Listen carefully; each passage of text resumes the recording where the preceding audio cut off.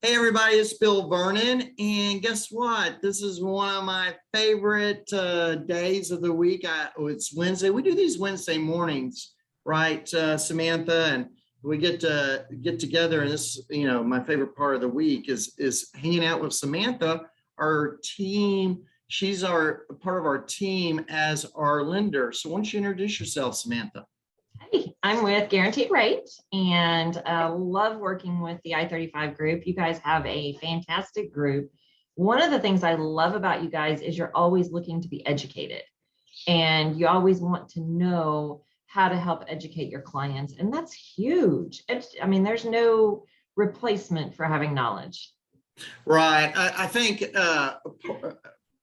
the main thing my job is to do is to educate the buyer or seller so they make educated decisions. If you are at a listing appointment, you'll hear me say this. You, seller, are in control of this situation. My job is to provide you with the information for you to be able to make an educated decision. That is my job. I'm not here to run your life. And that's back to you. Last listing appointment, and we'll talk about this in another video. The person was asking about the concept of points in mortgages. And I was like, okay, time out. You might be getting a call from this person later, because I go, you need to talk to Samantha. I don't need to be educating. I'll know enough about it to get you, in trouble. So Samantha, you asked me a great question. You know this, you're going to get bored of, in fact, you're going to, in the next month, you're going to be tired of family reunion stories. And you asked me, you go, okay, Bill, what happened in family reunion? And so here's one of the things that happened in family reunion that is really massive is we're doing KW military. And so that we're going along, we'll go in other videos about that. But here's what I noticed when I was talking to some other military vets that are not in the area like Fort Hood is VA loan questions. Agents and lenders have no clue about VA loans. And new people, meaning a new military person, might have a lot of questions about VA loans. So I thought what we do is we Q&A you with some of the top questions I hear. And I would encourage people that are watching this videos, make comments if you have questions, and we can come back later and answer those questions. Of course, don't forget to subscribe to this channel. Please comment and like down below. Now, without further ado, let's start asking some of the questions I hear a lot. And not to go too far, what are the benefits of a VA loan, Samantha? So, I mean, here at Guaranteed Rate, we love our veterans, we love our military. And so we don't have lender fees on VA loans. So Guaranteed Rate does not charge fees to the borrower. So that's a benefit here with us. It's not with everybody, but benefits of the VA loan, my gosh, first and foremost, 100% financing. I mean, that's incredible. When veterans move, when they get PCS or they get out of the Army, that active duty life is hard, and it's hard on their finances and it's hard on their credit. So absolutely 100% financing, and they don't have monthly mortgage insurance. That's another big benefit. The credit standards are a little more workable. So you don't have to have perfect credit to get a VA loan. So those are all huge benefits of a VA loan. And you kind of touched on something when you were talking there. And so I want to ask this question. Do all lenders offer VA loans? That's a good one. Not all lenders offer VA loans. In my opinion, if you're a full service lender, you should, but not all lenders offer VA loans. You've got to be, you have to be, certified, or however you want to say it, by VA. VA has to say, hey, we trust you to do these. Okay, cool. Because VA insures the loan. Right. Okay. How do I know if I'm eligible for the VA loan program? First thing you're gonna do is call me. There's a commercial right now of a football player, and he goes, "Hey, can I get a VA loan?" And they go, "No, we won't." Yeah, because he didn't serve. So Depending go on ahead. how long you served and what type of service you had and what kind of a discharge you had, how long you were in the military, all of those things play a factor. There's a giant chart on VA's website that, if you served in the Gulf War, if you served pre or post Gulf War, there's a chart. The best way to find out if you have eligibility is to call a VA lender. Because I've had clients who have come in and told me they're not eligible. And I've pulled their documents, and sure enough, they were eligible. So don't just assume, if you've served and you've got a discharge that's not dishonorable, don't just assume you don't have it because you only served for 2 years. If you were active duty, if you were in a war zone, all of these things can factor into it. So, and I find especially some of our, and I don't want to say older, but some of our more mature veterans don't realize they have that eligibility. Right, and use that. That's on all VA benefits. I really encourage you. Maybe you did 2 years in Vietnam, and you're kind of like you're out and such, and you forgot your military experience, kind of, sort of. And yeah, you need to look into all your VA benefits and really be on top of it. Yeah. If you're eligible, if I'm eligible, if you're eligible, why do I have to get pre-qualified? So eligibility doesn't mean qualified. Every veteran, when they pull their certificate of eligibility, it says 36,000. They're eligible for 36,000. That doesn't mean they can buy a $36,000 house. There's computations that go into it and things like that. Again, I don't encourage anybody to do that unless you're a lender. There's a lot that goes into that, and there are a lot of if-then rules that you need to know to maximize those benefits. But eligibility just says that you're eligible to apply for a VA loan. A lender still has to qualify you and verify that VA will insure the loan if we do it. So VA gives us a list of kind of loose guidelines and says, hey, see if it fits in this box, but it's a box that doesn't really have a lid. So they're very generous with their guidelines, but there are some things they won't accept. If you've had a bankruptcy in the last 6 months or a year, even 2 years, there are things we have to answer. So just having eligibility doesn't mean that you actually are qualified. So definitely get pre-qualified first. It'll also tell you what you want to spend. So people will come to me and tell me they want to buy a $450,000 house, but their payment can't be over $1,000 a month. Those two don't go together. So getting pre-qualified will tell you kind of what you want your parameters to be and where you need to be shopping. There's nothing worse than falling in love with that $400,000 house and discovering you only qualify for $250,000. Right. And that you're kind of answering another question I hear a lot is, do I have to have the house first before I get pre-qualified? And the answer is no, it's the other way around. You're getting the horse behind the cart, or cart before the horse, whatever the saying is. And because here's the deal, you don't want to drag a certain a real estate agent to the wrong house.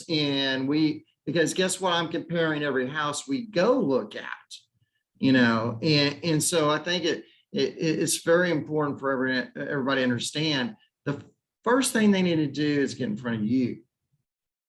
Absolutely. Right. And we'll just help get them set up. So, you want to be prepared. Right. Okay. So you used a term in one of the other answers is what is a certificate of eligibility and how do I get that? So certificate of eligibility, believe it or not, I have veterans who still bring me their paper copy of their certificate of eligibility that was issued in like 1981. Here's the cool thing. I can access probably 90% of certificates of eligibility with just somebody's basic information. I can log into the website. We have to get that basically within 90 days of closing. It's got to be issued recently. So the one from 1981, well, that's a great piece of history, is not going to be what we need. But the certificate of eligibility, they can actually get it themselves through the VA portal, or they can skip the hard work and come see me and I can pull that for them. The certificate of eligibility will tell us if they're eligible. It tells us if they receive disability, because if they receive disability, there are additional benefits on the VA loan that go along with that. It'll tell us if they've used their eligibility before and if they paid that loan off. So there are important pieces of information on that. But here's what I'm going to say. Don't get scared by the numbers on it.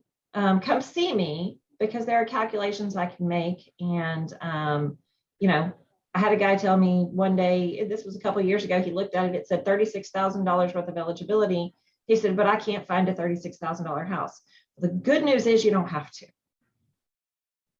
Okay, cool. So, and here's something I'm about to ask you a question here, and maybe you can help us with. Okay, I'm selling this house and I have the VA loan and I'm wanting to buy another house. I already have, you can only, correct me, here's where a real estate agent is asking the mortgage person this question. I can only have how many houses in under a VA eligibility? Theoretically, the answer is 2.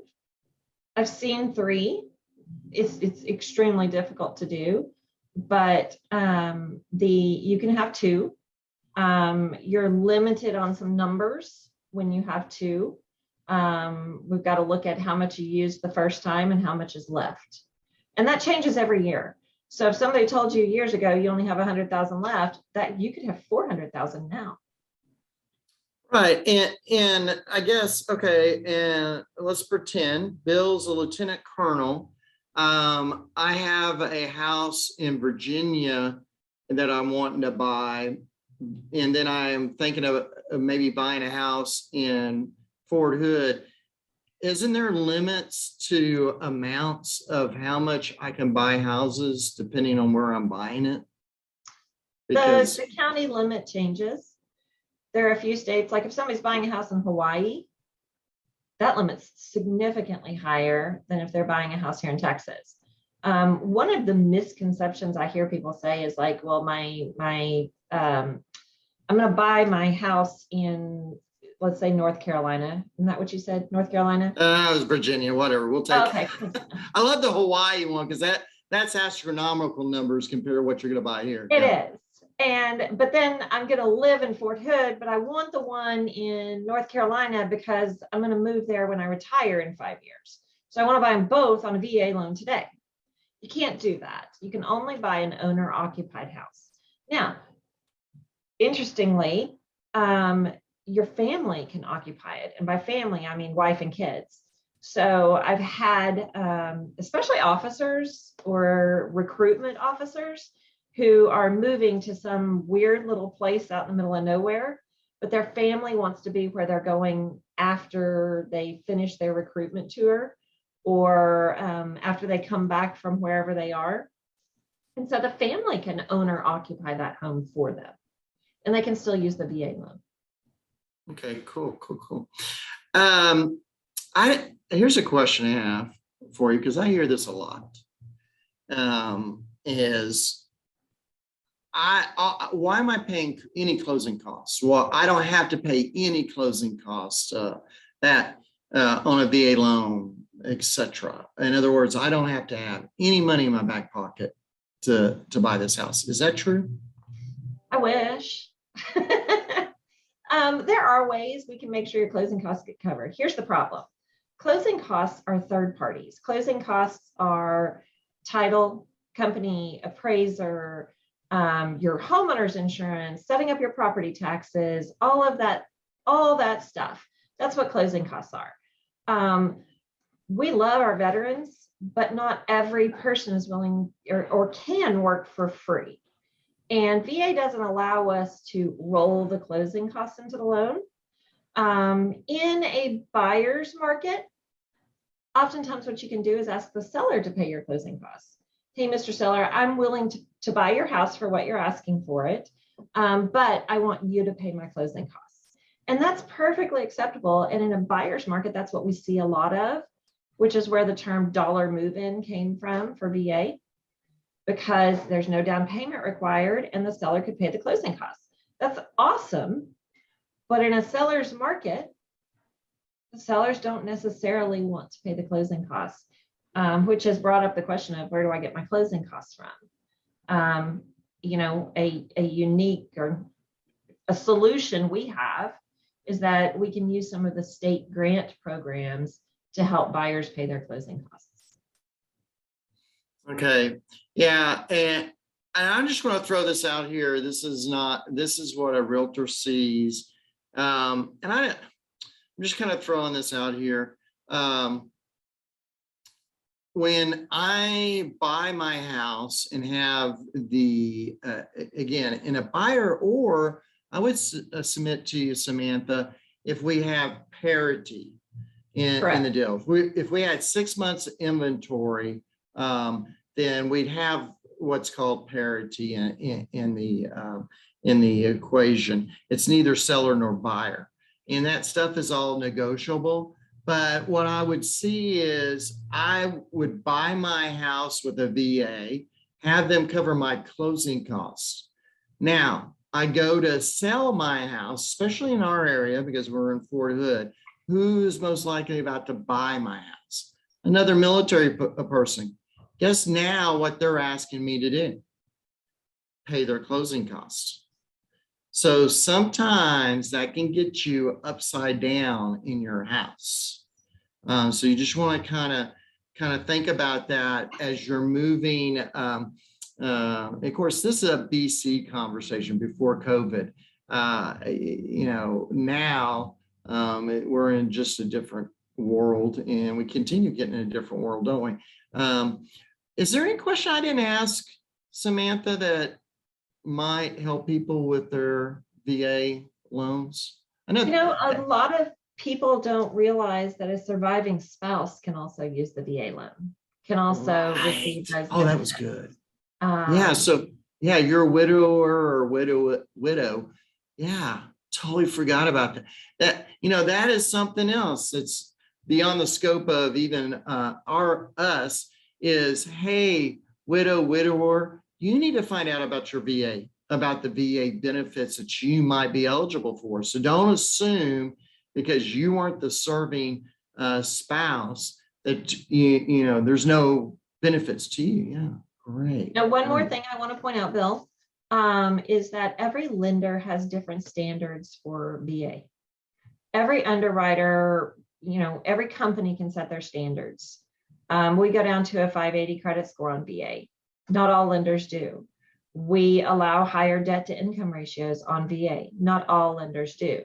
So the VA loan is not equal everywhere. So if you go to a big box bank and the big box bank says, nope, you don't fit our criteria, that doesn't necessarily mean that you don't qualify for a VA loan. And this goes for any loan. Every lender sets their own criteria, because VA doesn't set a minimum credit score. The lenders set the minimum credit score. VA gives us a very broad base of guidelines and allows us to interpret it accordingly. Now, that doesn't mean that if you come into me and you've got, never had anything good on your credit, you're going to get a VA loan. But we do, I highly encourage people, if you've been declined by your bank, or you've gone on the internet and been declined, talk to a real loan officer, somebody who actually boots on the ground in a VA market that understands it, because I've done loans that people in non-VA markets don't understand. And I mean, VA is it's a skill set. So Samantha, you can do a loan anywhere in the state of Texas. Absolutely. How can I reach out and get you? You can call Bill and he's got my number, but you can reach me anytime, 254-624-4307. That's me. That's my cell phone number. So if you text me at 6 a.m., I may not be super friendly, but that's the easiest way to get a hold of me. And I'm always here to answer questions. Even if you already own a house and you just have questions about your VA benefits, feel free to give me a call, and I'm always here to help. Right. Again, that's the reason we have you on the team. You're really about educating people. You're really actually looking, because maybe a VA loan isn't the one you want to use necessarily. So you don't do VA loans. You do other lending products. So I want to put that out in front of people, is if they're listening to this and they kind of go, well, should I do it? Because that was a conversation I had with somebody. Do you want to do conventional? You want to VA? So okay, I really appreciate you hanging out with us, Samantha. You can reach out to me. I'm the Rainmaker on the I-35 team.